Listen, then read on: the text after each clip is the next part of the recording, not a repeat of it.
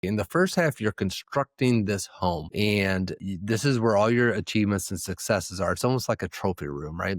And that's how we're wired. I think God wires us this way, is to go achieve and make sure that things happen. The family is provided for, the village is provided for if we go in primitive times.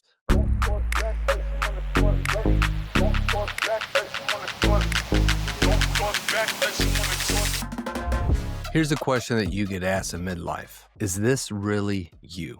Now, it's not quite as clear as I just asked. It's more of a whisper, and it comes in different varieties. Is this really you? Is one question. There's got to be more to this, right? Is another question. Um, is this all there is another question, and it's usually a whisper, right? It's just in the back of your head. Is this really you? And you look at yourself and you go, well, first of all, who's saying this? And of course this is me. I mean, look at me. I'm a business owner, or I am an executive, and I'm married and I have kids, or I have this family. Of course this is really me. What are you talking about? This is the whole thing that defines midlife, is that we start to question our identity, and rightly so, because haven't we put our identity into our work and into our lifestyle and our station in life? And if you haven't realized this yet, just wait, it might be coming. Let me tell you, a quick little story from my life. I owned a business for 22 years, and if I were to tell you that didn't define me in some way, I certainly would just be lying. And even though I knew it did define me, it was still hard to deal with when that business ended. Now, I have a happy story. I actually sold that business. I wanted to get out. I rejoiced that the transaction and that I got acquired happened. It was a very good thing, and I knew my identity was going to take a hit, and a hit it took. What happened was, for the past 22 years, think about it. I was the boss. I was in charge.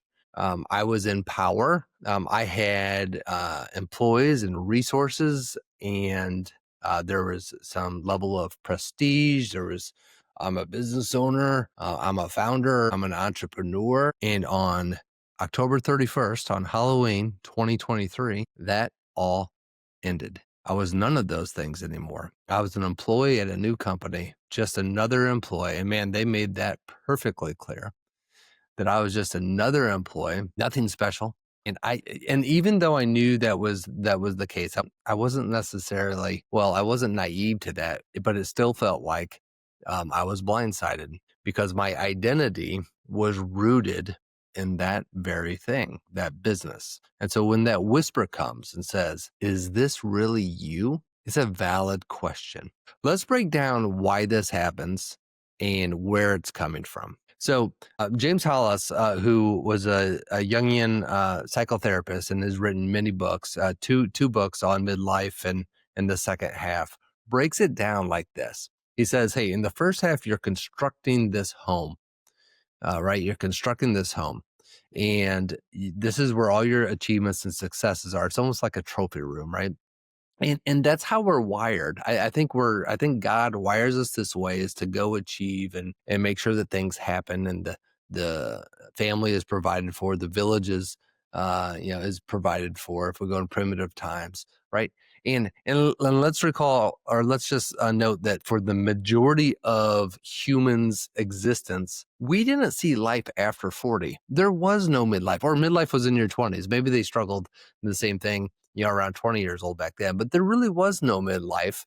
You just achieved and you died, and that was it. You were done. So there wasn't this thing. This is like an evolution of man, because we have these longer life expectancies. So the first 40 years of our life, or there so is we are constructing the house. We are building up this identity, and we're doing it with the trappings of life, of just the things that we do in society, which traditionally would be marriage and have a family and buy a house and get a car and maybe own a business or become a VP or become the CEO, or some prestigious thing, and we lift those people up in our society, right? They're the leaders, and you've accomplished and you've provided, and that's great. But we don't fool our soul. So we construct this life that feels like our identity, that seems like our identity, but our soul goes, this isn't really you, right? Like, I know that, my soul knows that, but Adam, do you know that? Do you know that this isn't really you? Like, who are you really? It's a valid question, because you and I intellectually can go, yeah, all of these external things don't define who I am. Yet I've let them define who I am. I've let the accolades, I've let the praises, I've let maybe even the bad stuff. I've let that define who I am. And that is not who I am. Is this really you? The whisper keeps coming, and it keeps coming, and it keeps coming. And it's a soft but ever-present challenge to define and answer that question. And so what do most men do in this regard? And you may have done it, and I have done this to some extent as well. Here's what we do. We distract ourselves. We don't want to answer this very uncomfortable question. If I were to ask you, who are you really? I bet you'd have a hard time articulating that. And that is completely normal, because we've built up our identity really in a house of cards, right? And so what we do is we distract ourselves. We work harder. We double down on work. We set goals to go achieve more and more and more, even though we know that achieving more is less and less satisfying. We keep on that treadmill of achieving, because why? That's all we know. And so it makes sense that we would do that. I think more and more I'm seeing, and I even experienced this as well, is we get into alcohol, or with the legalization of marijuana. We start numbing ourselves out. And if we were honest with ourselves, we would say that's what we're doing. Why do we numb ourselves out? Why do we do alcohol? Well, it unlocks part of us that when we're not inebriated, right? We hold down. It actually lets out this truer form of ourselves, or so it feels. But it also numbs us down. Or, social media is a wonderful distraction, and it's pretty normal for a man in his late 40s to just doom scroll on TikTok, right? That's normal. That's normal behavior, isn't it? Right. And again, if you looked at your screen time on your phone, you might be going, crap. Adam's right. Yeah, I am distracting myself. Or if you look at your alcohol consumption, or you look at how much you're working now, if you're in your late 40s or early 50s, or even in your early 40s, and how much are you running away from this question? Is this really you?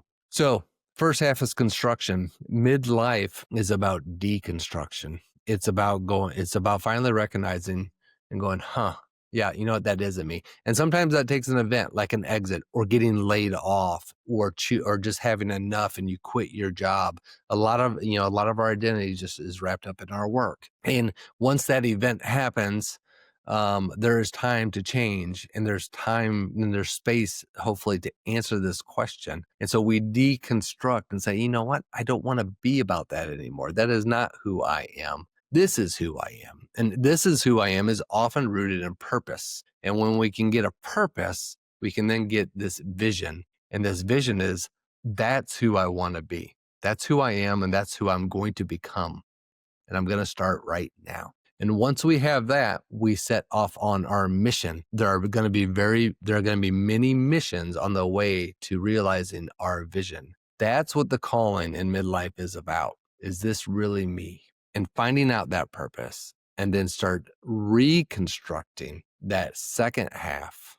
So we construct the house, we deconstruct, and then we reconstruct. We reconstruct the life that we really want, the life that we really are, the purpose in us that's been waiting for us to ultimately live the life that is you. It's such a beautiful question. It's such a beautiful adventure, and an opportunity that I hate to say most men miss, because they choose to distract themselves. They choose not to deconstruct. They choose to double down on constructing on what the first half was like. And it makes sense why people would do that.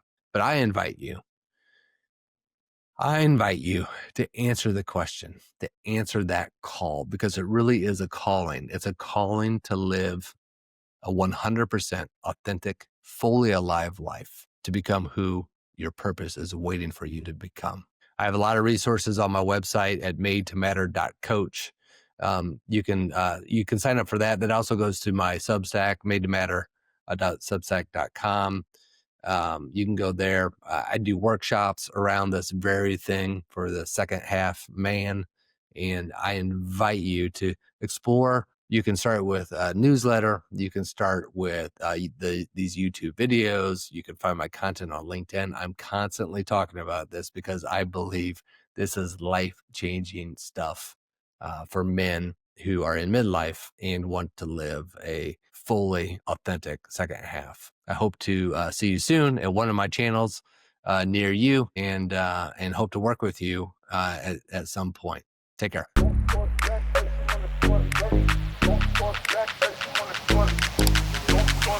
Don't